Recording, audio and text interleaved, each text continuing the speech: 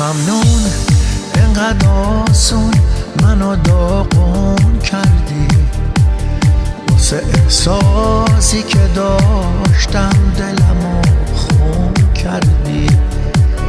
تو که هیچ حسی به این قصه نداشتی، واسه چی منو به محبت 2 روز مهمون کردی؟ همه عالم میدونستن که بری میرم، اما رفتی و همه عالمو حیرون کردی. خیلی ممنون واسه هر چی که آوردی به سرم، خیلی ممنون، ولی من هیچ وقت ازت